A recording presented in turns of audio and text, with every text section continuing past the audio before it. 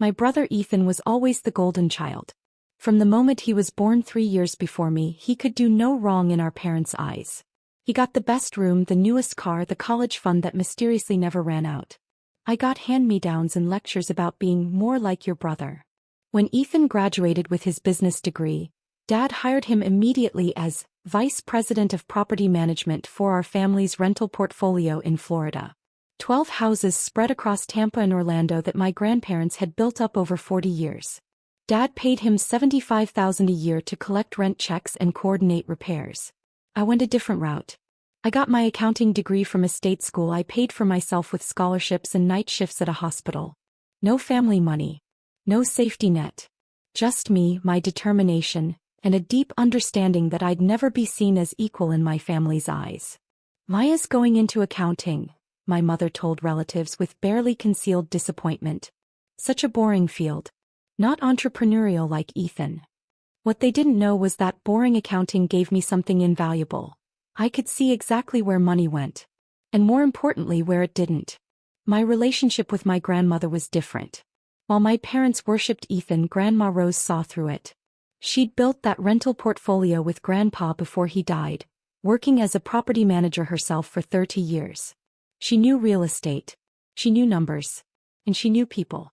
Your brother has your father's charm, she told me one Thursday afternoon in early 2019. We met every week at her small condo in Clearwater, just the two of us. But you have something better. You have integrity. I was 26 then, working at a mid-sized accounting firm in Tampa. Ethan was 29 and already talking about expanding the family empire and leveraging our portfolio. Grandma, can I ask you something? I said that Thursday. Do you ever review the rental income statements Ethan sends you? She looked at me sharply. Why? Because I've been looking at property tax records. Public information. Your 12 properties should be generating approximately $18,000 monthly in rental income. That's $216,000 annually. That sounds right, she said. But the statements Ethan sends you show only $14,000 monthly. A difference of $4,000 per month. $48,000 per year. Grandma's face hardened. How long has this been going on? Based on the records I can access? At least 3 years. Possibly longer. She was quiet for a long moment. Then she said, I need you to do something for me. I need you to become a forensic accountant. I'll pay for any additional certification you need. And I need you to audit everything. Over the next 2 months I did exactly that. I got my certified fraud examiner credentials. I subpoenaed bank records through an attorney Grandma hired. And I found everything. Ethan had been skimming for 5 years.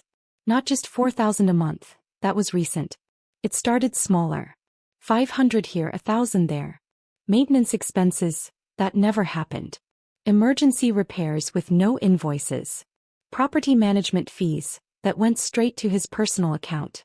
Total amount stolen, $347,000. I'm going to change my will, Grandma said when I showed her the evidence.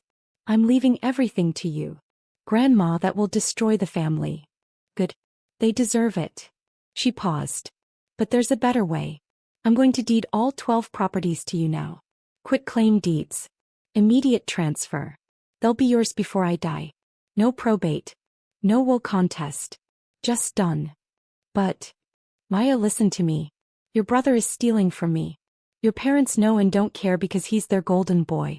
I built this portfolio for family, but I won't let thieves have it. You're the only one who told me the truth. You're the only one I trust. On March 15, 2019, we sat in an attorney's office. Grandma signed 12 quitclaim deeds, one for each property. The attorney recorded them that afternoon with the county. By 5 p.m., I legally owned 12 rental properties in Florida worth approximately $4.1 million. Don't tell anyone, Grandma said. Let's see what they do. What Grandma didn't know was that I'd already been preparing for independence. My accounting career was going well. I'd made senior auditor at my firm. I was 27 years old, living in a modest apartment, driving a 12-year-old Honda Civic and quietly building wealth. The 12 properties Grandma deeded me weren't just properties. They were income. Real income. $18,000 monthly once I took over management. But I didn't touch Ethan's operation. Not yet. Grandma and I agreed. Let him keep managing them. Let him keep stealing. Every stolen dollar was more evidence. Every fake invoice was another count of fraud. I was building a case.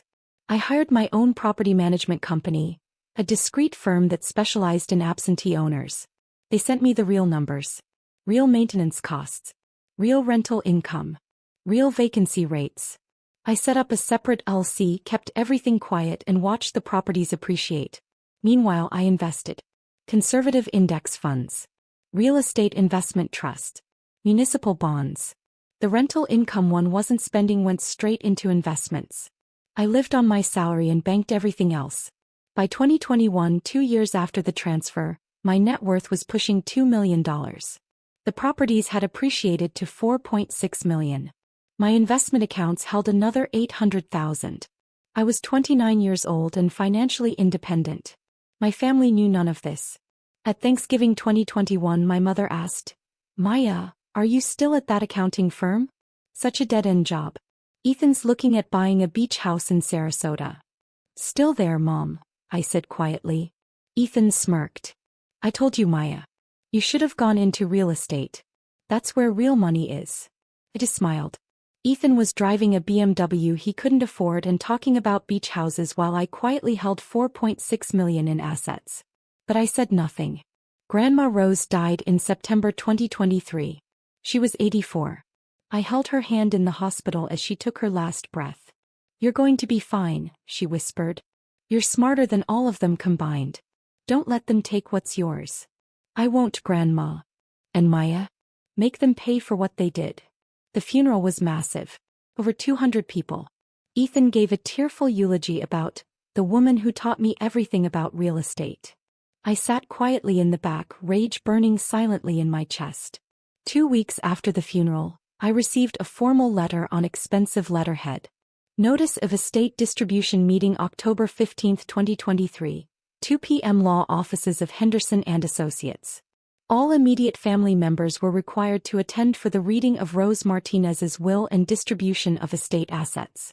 I called my attorney, the same one who'd handled the quit-claim deeds 4 years earlier. "They're going to try to distribute property I already own," I said. "Let them try," Attorney Morrison said. "Bring nothing to the meeting. Say nothing. When they make their claims, I'll handle it. Trust me, this is going to be very entertaining." The meeting was scheduled for a Monday afternoon. I took the day off work, dressed in simple black slacks and a gray blouse, and drove my 12-year-old Civic to the attorney's office in downtown Tampa. I arrived exactly on time. My parents were already there, sitting in expensive leather chairs. My mother wore a designer dress.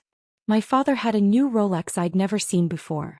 Ethan sat between them in a tailored suit, looking confident and comfortable. Also present, my Aunt Linda, Uncle Robert, and 2 cousins I barely knew. Everyone looked eager, expectant, like they were waiting for Christmas presents. The estate attorney, Mr. Henderson, was a distinguished man in his 60s with silver hair and cold eyes. He did not look like someone who tolerated nonsense. "Thank you all for coming," he began. "We're here to discuss the estate of Rose Martinez, who passed on September 8th. Before we begin, I want to confirm, Ms. Maya Martinez, you are present." "I am," I said quietly from my chair near the back. Ethan didn't even turn around. Mr. Henderson began with the standard estate overview. Grandma's condo in Clearwater, worth approximately $300,000. Her car. Her personal belongings. Some jewelry. Savings accounts totaling $115,000. "And then there's the matter of the rental property portfolio," Mr. Henderson said. Ethan sat up straighter. 12 residential properties in the Tampa and Orlando areas, currently valued at approximately $4.8 million. These properties generate approximately $18,000 in monthly rental income. My mother gasped softly. I don't think she'd ever known the actual numbers. "Now," Mr. Henderson continued, "Mrs. Martinez's will, dated March 2019, specifically addresses these properties." "Actually," Ethan interrupted, standing up, "I'd like to address the family before we get into legal details." Mr. Henderson raised an eyebrow but said nothing. Ethan turned to face the room, every inch the confident businessman. I know Grandma Rose loved all of us. But I've been managing these properties for 7 years. I know every tenant, every property manager, every maintenance issue. I've grown the portfolio's value by over 30%. My father nodded approvingly. I think we all know Grandma would want these properties to stay with someone who understands real estate. Someone who's dedicated his career to this. He paused dramatically. I'm formally requesting that the 12 properties be distributed to me. I'll ensure they stay in the family and continue to grow. My Aunt Linda spoke up. That seems fair. Ethan's been doing all the work. I agree, my mother said immediately. Maya's never shown any interest in real estate. She wouldn't know what to do with rental properties. I said nothing. I simply watched. Uncle Robert nodded. Makes sense to me. Keep it with someone who knows the business. Ethan smiled. I appreciate the family's support. Mr. Henderson, I assume we can make this distribution official today. Mr. Henderson looked at Ethan with an expression I couldn't quite read. Mr. Martinez, before we proceed, I have a question. You say you've been managing these properties for 7 years. That's correct. And collecting the rental income? Yes, as property manager. I take a 15% management fee, which is industry standard, and ensure the properties are maintained and profitable. I see. Mr. Henderson opened a folder. And you're aware that property management typically includes providing detailed financial statements to the property owner? Of course. I send quarterly reports too. I sent them to Grandma Rose. Did you? Something in Mr. Henderson's tone made Ethan pause. Yes. And these reports showed accurate rental income numbers? Absolutely. That's when I decided to speak. I reached into my bag and pulled out my own folder. Thick, organized, tapped. I stood up and walked to the front of the room. Maya? My mother said, confused. What are you doing? I didn't answer her. Instead, I placed the folder on Mr. Henderson's desk. What is this? Ethan demanded. I finally spoke, my voice calm and steady. Forensic accounting report. Certified by an independent fraud examiner. Covering rental income, expenses, and management of 12 properties from January 2018 through September 2023. The room went silent. Ethan's confident smile faltered. What are you talking about? I turned to face him directly. I'm talking about $347,000 in stolen rental income over 5 years. I'm talking about fake maintenance invoices. I'm talking about embezzlement. That's insane, Ethan said, but his voice cracked slightly. Dad, she's lying. She's trying to sabotage me because she's jealous. The properties generate $18,000 monthly in rental income, I continued. You reported $14,000 to Grandma Rose for the past 3 years. $4,000 monthly shortfall. That's $48,000 annually. But you didn't start there. You started smaller in 2018. The forensic audit documents everything. My father stood up. Maya, this is completely inappropriate. Your brother has managed those properties with integrity. Actually, Mr. Martinez, Mr. Henderson interrupted, I'd like to hear this. Ms. Martinez, please continue. I opened my folder to the first tab. Property 1, 2847 Palmetto Drive, Tampa. Tenant rent, $1,500 monthly. Ethan reported $1,200 to Grandma Rose. Difference, $300 monthly, pocketed by Ethan. This is ridiculous, Ethan said. I have records. Property 2, 891 Orange Blossom Lane, Orlando. Tenant rent, $1,600 monthly. Reported as $1,300. Difference, $300 monthly. I went through all 12 properties. Every discrepancy. Every fake invoice. Every maintenance expense, that never happened. My voice never wavered. My mother's face grew pale. My father sat back down. Aunt Linda looked horrified. You're making this up, Ethan finally said weakly. You don't have access to this information. You can't prove any of this. Actually, I can. I pulled out the next section. 20 pages of bank statements highlighted and annotated. These are your personal bank account statements from 2018 to 2023. Obtained legally through subpoena by Grandma Rose's attorney in 2019. Notice the deposits that coincide exactly with the rental income shortfalls? $300 here, $500 there. eventually escalating to $4,000 monthly by 2021. Ethan's face went from red to white. How did you? That's private. Grandma Rose suspected you were stealing, I said quietly. She asked me to investigate in early 2019. I did. I found everything. And she made her decision based on what I discovered. Mr. Henderson spoke up. Which brings us to the actual matter at hand. Mr. Ethan Martinez, you've spent the last 10 minutes requesting distribution of 12 rental properties. Properties you claim to have managed faithfully. Properties you believe should be yours. They should be, Ethan said desperately. I've dedicated years. Properties you don't own, Mr. Henderson said flatly. Properties you have never owned. Properties you will never own. The room exploded. What? My father demanded. What are you talking about? My mother said. Mr. Henderson opened his own folder, a thin one, and removed 12 documents. On March 15, 2019, Rose Martinez executed quitclaim deeds transferring all 12 rental properties to Maya Elena Martinez. These deeds were recorded with the county that same day. Maya Martinez has been the legal owner of all 12 properties for 4 years and 7 months. You could have heard a pin drop. Ethan stared at the documents like they were written in a foreign language. That's not possible. I've been managing them. I've been collecting the rent. Yes, I said quietly. From my properties. Without my permission. While stealing hundreds of thousands of dollars from my accounts. Maya, my mother gasped. You've owned these properties for 4 years? Why didn't you say anything? Because Grandma and I agreed to let Ethan continue his operation. Every stolen dollar was more evidence. Every fake invoice was another count of fraud. I've been documenting everything. My father's face turned purple. This is a setup. You manipulated an elderly woman. I did nothing of the sort, I said coldly. Grandma Rose discovered Ethan was stealing from her. She asked me to investigate.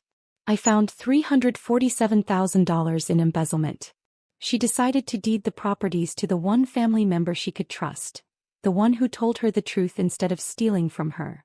Ethan suddenly lunged forward, grabbing the quitclaim deeds from Mr. Henderson's desk. These can't be legal. You can't just transfer. Mr. Henderson stood up, his voice sharp. Mr. Martinez, those are recorded legal documents. They are absolutely valid. Your grandmother had every right to transfer her property to whomever she wished. She chose your sister. And frankly, based on what I'm hearing today, she made the right choice. My attorney, Morrison, chose that moment to enter from the side door. I'd asked him to wait outside until needed. Good afternoon, everyone, he said pleasantly. I'm attorney James Morrison. I've represented Ms. Maya Martinez since 2019, when Mrs. Rose Martinez engaged my services to transfer her property portfolio. I also filed the subpoenas that obtained Mr. Ethan Martinez's bank records showing systematic embezzlement. He placed his briefcase on the table and opened it, removing a thick document. This is a civil complaint for fraud, theft, and embezzlement, ready to be filed in Tampa Circuit Court. Total damages, $347,000 in stolen rental income, plus interest and penalties. Additionally, we'll be referring the matter to the Florida State Attorney's Office for criminal prosecution. Ethan collapsed into his chair. No, this can't be happening. It gets better, Morrison continued. Ms. Martinez has also compiled a complete accounting of all property management activities from 2019 to 2023. Ethan, you've been collecting rent on properties you don't own, representing yourself as the property manager without the owner's authorization, and diverting income to your personal accounts. In real estate law, that's called fraud. It's also called grand theft. My father stood up again. We're not going to let you destroy your brother over some accounting errors. They're not errors, I said, my voice cutting through the room like ice. They're crimes. Deliberate, systematic, repeated crimes. And I have 4 years of evidence. My mother started crying. Maya, please. He's your brother. We're a family. You're not my family, I said quietly. You stopped being my family when you chose him over truth. When you ignored his theft because he was the golden child. When you dismissed everything I accomplished because I didn't fit your image of success. I turned to Ethan. You spent 7 years stealing from Grandma Rose. You stood at her funeral and pretended to love her while you were robbing her blind. And today, you tried to steal property that hasn't belonged to her for almost 5 years. Property that's mine. Property you've been stealing from. Ethan said nothing. He just stared at the floor. Attorney Morrison spoke up. Ms. Martinez has authorized me to present 2 options. Option 1. Ethan Martinez returns every stolen dollar. All $347,000, plus interest, totaling $412,000 within 30 days. He signs a confession of theft. He agrees to never contest the property ownership. And Ms. Martinez will not file criminal charges. And option 2? Uncle Robert asked nervously. Option 2. We file civil suit tomorrow morning and refer the matter to criminal prosecution. Grand theft in Florida carries up to 30 years in prison. With Ethan's documented pattern of theft over 5 years, I'd estimate he's looking at 8 to 12 years if convicted. The room fell completely silent. My father finally spoke, his voice broken. Maya, please. Don't do this to your brother. I looked at him directly. I'm not doing this to him. He did this to himself. For 7 years. While you praised him. While you told me I'd never amount to anything. We never said that, my mother protested weakly. You said it every day, I replied. Every time you compared me to him. Every time you dismissed my career. Every time you acted like I was invisible while he was your shining star. I paused. The only difference is that I have the evidence to prove what he really is. Mr. Henderson cleared his throat. For the record, Mrs. Martinez's will is very simple. The condo goes to Maya Martinez. The personal property goes to Maya Martinez. The savings accounts go to Maya Martinez. The 12 rental properties, which she already owns, are mentioned only to confirm they were transferred before death and are not part of the probate estate. She left everything to Maya? Aunt Linda said, stunned. She left everything to the grandchild who didn't steal from her, Mr. Henderson said bluntly. I gathered my folder and stood up. You have 72 hours to decide. Option 1 or option 2. After that, we file. Attorney Morrison will be in contact. I walked toward the door. Maya, wait, Ethan said desperately. I don't have $400,000. I can't. I turned back. Then I suggest you sell your BMW. Your beach house investment you love bragging about. Whatever you need to do. You stole $412,000 from me over 5 years. You have 30 days to return it. Or you go to prison. But that will ruin me, he whispered. Yes, I said calmly. It will. Just like you tried to ruin Grandma Rose. Just like you tried to steal what she built. Actions have consequences, Ethan. You're about to learn that lesson. I walked out of that conference room and didn't look back. My phone started buzzing before I reached my car. Texts from my mother. Calls from my father. Voice messages from Ethan, progressively more desperate. I blocked them all. Attorney Morrison called me 2 hours later. Your brother's attorney just contacted me. Ethan wants to negotiate. No negotiation, I said. Full restitution plus interest or criminal prosecution. Those are the only options. Understood. For what it's worth, I think he'll pay. He doesn't want prison. Neither did Grandma Rose want to be robbed blind by her grandson. But here we are. The next 3 weeks were chaos I observed from a distance. Through Morrison I learned the details. My parents tried to get a home equity line of credit to help Ethan pay back what he stole.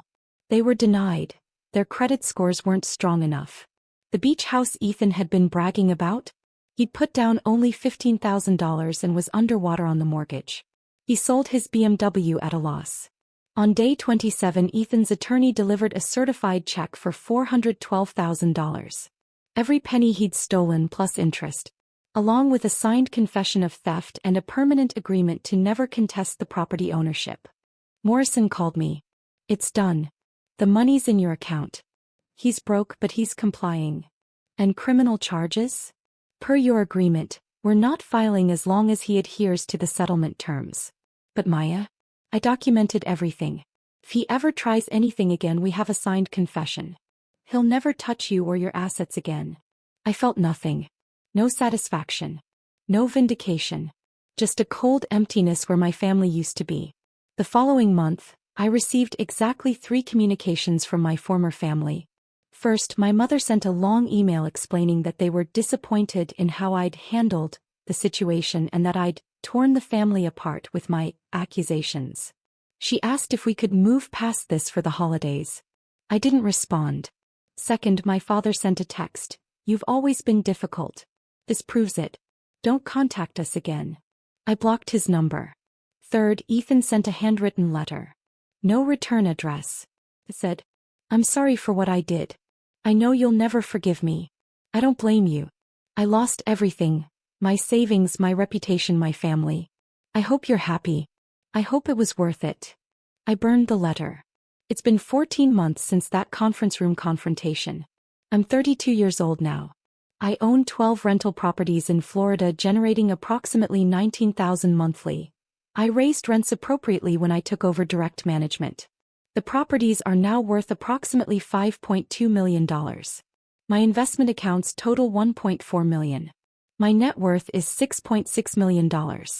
I bought Grandma Rose's condo from the estate for the appraised value of $300,000. I kept everything exactly as she left it. I go there sometimes on Thursday afternoons and sit in her reading chair. I never heard from my parents again. Ethan moved to North Carolina. I heard through professional networks that he's working in car sales. He'll never work in real estate again, not with a confession of theft on record. My chosen family is different now. My best friend Sarah helped me through all of this. My mentor at the accounting firm who recommended me for partner track. My attorney Morrison who became a trusted friend.